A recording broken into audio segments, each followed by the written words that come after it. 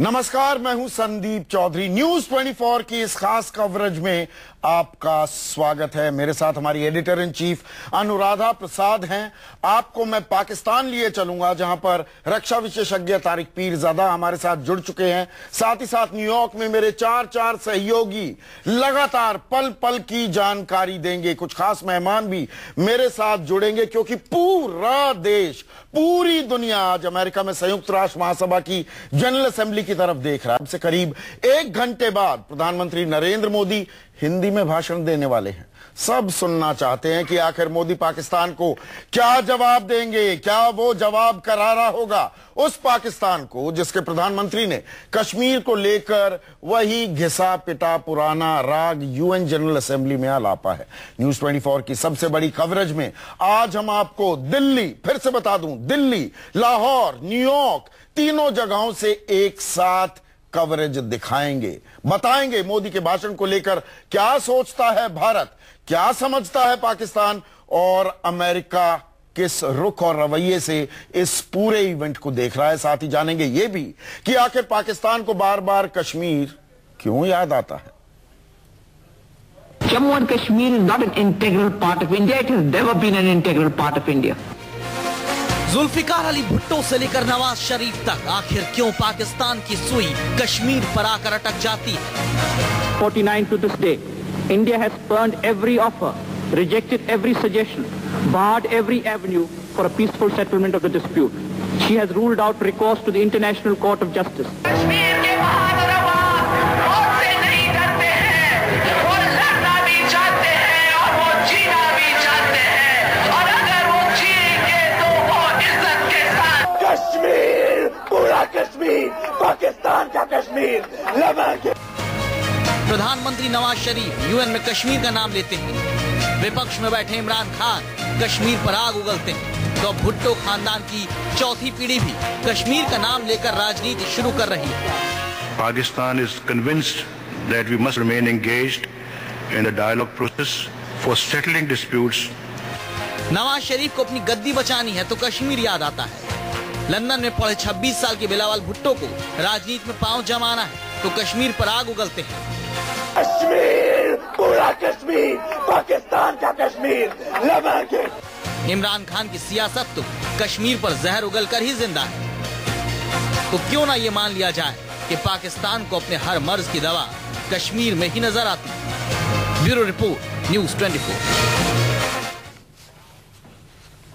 और हमारे साथ कुछ खास मेहमान जुड़ चुके हैं। हमारे साथ कांग्रेस के प्रवक्ता भी रह चुके हैं, राजनयिक भी रह चुके हैं, मीम अफजल जुड़ चुके हैं, सुधांशु त्रिवेदी हमारे साथ जुड़ेंगे, बीजेपी के प्रवक्ता हैं जनरल जीडी बख्शी हमारे साथ होंगे। स्टूडियो में मेरे साथ परंजॉय गुहा ठाकुरता किसी परिचय के मोहताज नहीं है, और लाहौर से तारिक पीरजादा साहब हमारे साथ जुड़ चुके हैं। पीरजादा साहब, ये फैसिनेशन क्या है? कश्मीर की बात फिर उठा रहे हैं और आप जनमत संग्रह पर चले जाते हैं, शिमला समझौता और लाहौर डिक्लेरेशन भूल जाते हैं।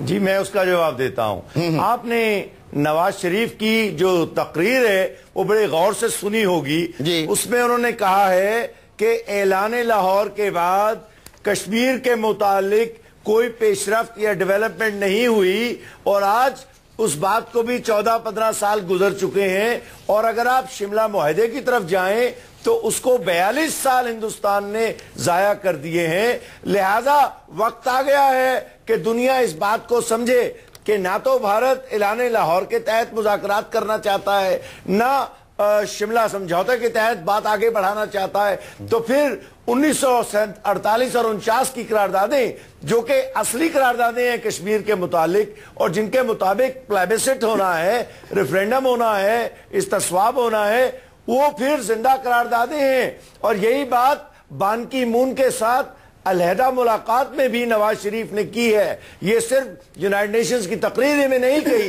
लिहाजा भारत का और पाकिस्तान का मुफाद इसमें है कि या तो वो बायलैटरली कश्मीर नहीं, पीरजादा साहब के साथ मिलकर तय करना पड़ेगा। पीरजादा साहब, आप ये तो मानेंगे, मैं स्टूडियो से अनुराधा प्रसाद बोल रही हूँ, कि आज हम डिजिटल एज में पहुंच चुके हैं और पाकिस्तान पिछले इतने सालों से वो जो पुराना वाला एलपी मोड होता था, मोटा वाला जो घिस घिस के चलता था, आज की डेट में वो बिल्कुल ही जिसे कहते हैं कि आपको उसे अपने गैराज में रखना पड़ता है, उस तरह के एलपी मोड में क्यों है? हर बात में पाकिस्तान जो है, जवाब देता हूं, जिस भी टाइम पाकिस्तान पर कुछ भी इंटरनल प्रॉब्लम आए तो बस 3A के कारण पाकिस्तान आज जिंदा रहता है। संदीप, बिल्कुल, अल्लाह आर्मी अमेरिका, अल्लाह आर्मी अमेरिका, इसके अलावा कुछ है पाकिस्तान के पास? अब आप मेरा जवाब सुनिए जी। देखिए, ये जो आप अल्लाह आर्मी अमेरिका कहते हैं, अगर ये तीनों का मुरक्कब जो है, कंपोजिशन या इनकी इत्तेहाद हमारे साथ हो, तो फिर तो कश्मीर कब का आजाद हो जाना चाहिए। क्योंकि अमेरिकी सरकार अगर चाहे तो कल अक़वाम मुत्तहिदा में खड़ी होकर भारत को एग्रेसर और ऑक्युपायर डिक्लेयर कर सकती है, अगर वो चाहे, क्योंकि आपका कब्जा है उस तरफ की कश्मीर पर। लेकिन कब्जा आपका है, साथ है ही नहीं। ये कौन सा इतिहास पढ़ा रहे हैं पीरजादा साहब? कब्जा आपका है। दरियादिली भारत ने दिखाई 1972 में, दरियादिली 1948 में भारत ने दिखाई। कब्जा आप किए बैठे, उल्टा चोर कोतवाल को डांटे हैं ये। देखिए, आप उल्टा चोर कोतवाल को, आप चोर बनकर कोतवाल को डांट रहे हैं। ना, बताइए, मैं कहाँ गलत बयानी कर रहा हूँ? मैं बताता हूँ। पाकिस्तान ऑक्युपाइड कश्मीर है क्या? कौन सी चिड़िया का नाम है? क्या वो भारत की जमीन नहीं है? देखिए, मैं जरा उसका जवाब दे दूं आपको। हाँ। बड़ा आसान सा जवाब है। हमने आज तक वो कश्मीर जो पाकिस्तान के जेरे इंतजाम है, उसको पाकिस्तान का हिस्सा नहीं कहा। कॉन्स्टिट्यूशनली हमने नहीं कहा आज तक। लेकिन आपने वो कश्मीर जो आपके कब्जे में है, उसको पूरी इज्जत के साथ कह रहा हूँ, चार बार कानून की चार बार आपने कोशिश की है घुसपैठ की, चारों बार आपके दांत खट्टे हुए। आपके प्रधानमंत्री, जिनकी अभी आप तरफदारी कर रहे हैं, सुनिए तो, मैं आप जिनकी आप तरफदारी कर रहे हैं पीरजादा साहब, वो चुनकर इस बिना पर आए। पाकिस्तानी अवाम को उन्होंने कहा कि मैं मैंडेट आपसे इस बात पर ले रहा हूँ कि भारत के साथ दोस्ती का हाथ बढ़ाऊंगा। रियासत है और पाकिस्तान के लोगों का इरादा पीरजादा साहब करेक्ट है। पीरजादा साहब मुत्तहिदा में लेकर गए। पीरजादा साहब, पूरा सम्मान करता हूं मैं, इज्जत करता हूं आपकी। मुझे बताइए कि क्या चुनाव जो हुए थे, आम चुनाव हुए, नवाज शरीफ साहब जिनकी बातों को अब आप एक्सप्लेन कर रहे हैं और स्पिन डॉक्टरिंग कर रहे हैं, क्या वो पाकिस्तानी अवाम से ये वादा करके सत्ता पर नहीं आए थे कि भारत के साथ मैं दोस्ती का हाथ बढ़ाऊंगा? आज आर्मी उनके खिलाफ हो गई, बिलावल भुट्टो जहर उगलने लगे। जी, सवाल उनसे पूछ सकते। बिल्कुल, ये परंजोय भी कुछ जोड़ना चाह रहे हैं और मैं आपकी तायीद करता हूं जी। और इसीलिए नवाज शरीफ मोदी जी के जो हल्फे वफादारी थी और टेकिंग थी, उसमें शरीक हुए। उसके बाद 25 तारीख को आपने मुज़ाकरात मनसूख कर दिए, तो आपने मुज़ाकरात रोके हैं। साहब, बात तो ये है कि मोदी जी के ऑफकोर्स सेरेमनी में आए थे नवाज शरीफ, बढ़िया से उनकी खातिरदारी भी हुई, लेकिन बात प्रॉब्लम कहाँ पे है? प्रॉब्लम ये है कि मियां नवाज शरीफ तो कश्मीर के मसले पर है। मियां नवाज शरीफ खुद अपने देश में बेचारे हो गए। मियां नवाज शरीफ खुद अपनी देश में बेचारे हो गए। उनकी बात कौन सुन रहा है? उनकी बात कौन करे? तो करे क्या? यही सवाल है पीरजादा जी। मैं भी एक सवाल आपसे पूछना चाहता हूँ जी। और उसको जेल हो गई। इसी तरह पाकिस्तान में भी सियासी मसाइल हैं और नवाज शरीफ को आसमान से तो नहीं उतरे। उन्होंने अगर कोई गलती की है तो पाकिस्तान की जमहूरियत में उसका एहतसाब होगा। ये इसका कश्मीर से ताल्लुक नहीं है। कश्मीर तो पाकिस्तान। आपके प्रधानमंत्री को इस्लामाबाद छोड़कर अपने भाई की शरण में जाना पड़ता है लाहौर। परंजॉय गुहा ठाकुर था कुछ पूछना चाह रहे हैं। पीरजादा जी, यहाँ का जितने सारे विश्लेषक हैं सब एक चीज कह रहे कि आज मियां नवाज शरीफ कमजोर हो गए, क्योंकि इमरान खान और मौलवी ताहिर कादरी का जो आंदोलन चल रहा है, इसलिए इतना कमजोर हो गया कि बार बार उन्होंने वही कश्मीर का मुद्दा। जी, आपने अभी अभी बताया। मैं आपको जरा जवाब दूं इन दो बातों का। आपको बड़ी हैरानी होगी कि इस वक्त इमरान का और कादरी का जलसा मुझसे 500 गज 1000 गज पे हो रहा है। मैं आपको उसका जरा जवाब दे दूं। कादरी ने आज तक कश्मीर का जिक्र नहीं किया। आपकी पहली बात का जवाब। इमरान ने जितनी 200 दफा तकरीरें की हैं उसमें से शायद एक आध दफा कश्मीर का जिक्र किया हो। कश्मीर का जिक्र तो पाकिस्तान का वजीर आजम करेगा जो कि इस वक्त नवाज शरीफ है, और वो बात आपको बुरी लगती है। लेकिन अगर आप शिमला मुआहदे पर जाएंगे या ऐलान लाहौर पर जाएंगे या उससे पहले 48 की करारदादों पर जाएंगे तो देखिए कश्मीर एक डिस्प्यूटेड, इंटरनेशनली डिस्प्यूटेड टेरिटरी है, उस पर बात नहीं करेंगे तो झगड़ा बढ़ेगा। नहीं, बात तो हम करने को तैयार होते हैं, आप अलगाववादियों से बात करने में ज्यादा इंटरेस्टेड दिखाई देते हैं। सुधांशु त्रिवेदी, तो मैं सरकार का सर मैं एक मिनट जमीन से चल मैं बीजेपी का भी रुख ले लूं सर बीजेपी का भी रुख ले लेता हूं। सुधांशु त्रिवेदी, क्या नरेंद्र मोदी ने जो उस वक्त लगा कि बड़ा दरियादिली भरा कदम उठाया कि नवाज शरीफ साहब, बाकी राष्ट्राध्यक्षों को भी बुलाया, नवाज शरीफ को भी 27 मई की ताजपोशी में जो बुला लिया, क्या दरअसल हाइंडसाइट में आपको लगता है वो गलत डिप्लोमेटिक कदम, राजनयिक कदम साबित हो रहा है?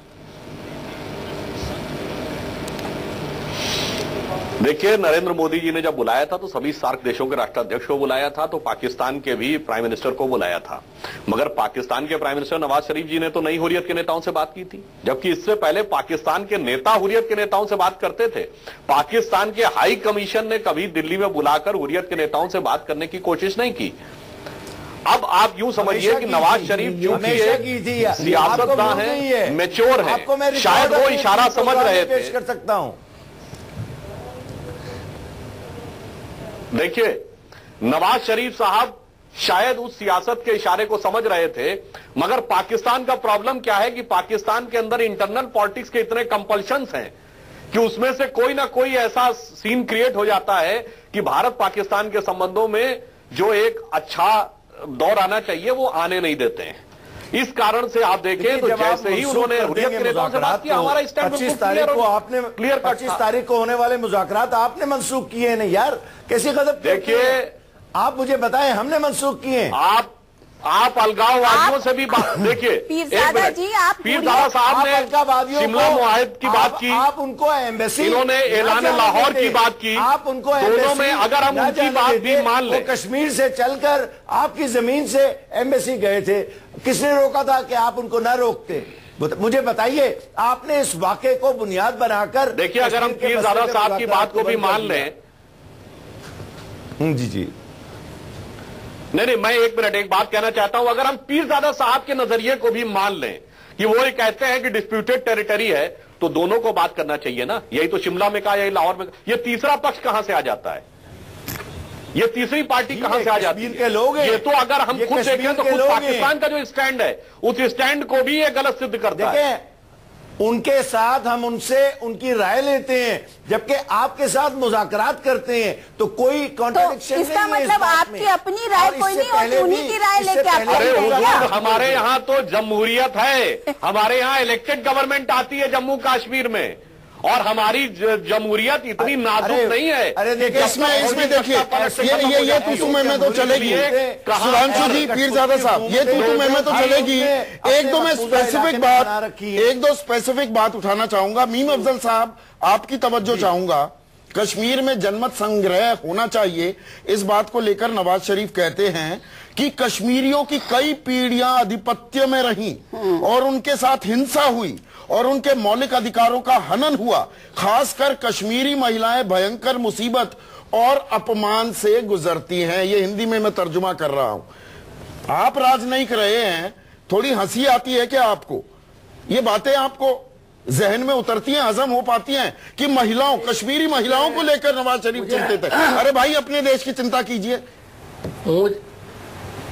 मुझे हंसी से ज्यादा तकलीफ होती है सबसे ज्यादा इस बात पर कि कश्मीर इस वक्त जिस आफत से गुजर रहा है, कुदरती आफत से, उसको देखते हुए नवाज शरीफ को कम से कम कश्मीरियों के दिल पर मरहम रखना चाहिए था और कहना चाहिए था कि वो लोग इस वक्त जिस बड़ी आफत से गुजर रहे हैं, जिसका अगले 10 साल के अंदर भी पूर्ति होना मुश्किल है, उसके बारे में एक जुमला अगर वो बोलते तो शायद उनकी बात पर गौर किया जाता। और हम समझते उन्हें हमदर्दी है कश्मीरियों से। उन्होंने बोला था और मदद। तारिक पीरजादा साहब की एक दो बातों में सुन, तारिक साहब जरा मेरी बात सुन लेंगे तो ज्यादा अच्छा रहेगा। आपने ये कहा कि इमरान खान और ताहिरुल कादरी साहब ने कश्मीर के मसले को ज्यादा नहीं उठाया, एक बार भी नहीं उठाया, बल्कि इमरान खान ने एक आध बार उठाया। इसका साफ मतलब यह है कि पाकिस्तानी आवाम को कश्मीर के इशू में शायद उतनी दिलचस्पी नहीं है, इसलिए कि अवामी तहरीक चलाते हुए लोग नाम नहीं लेते, लेकिन जब प्रधानमंत्री बन जाते हैं तो सबको कश्मीर याद आने लगता है। तीसरी अहम बात मैं आपको ये कहना चाहता हूँ, आप हुर्रियत की बात कर रहे थे, उस पर तो हर पाकिस्तान के वजीर आज़म को बात करनी पड़ेगी। तो फिर ये नवाज शरीफ क्यों नहीं, इमरान खान और ताहिरुल कादरी क्यों नहीं उठा रहे? तो अवामी मसला है, हाँ, उनको बोलना चाहिए ना।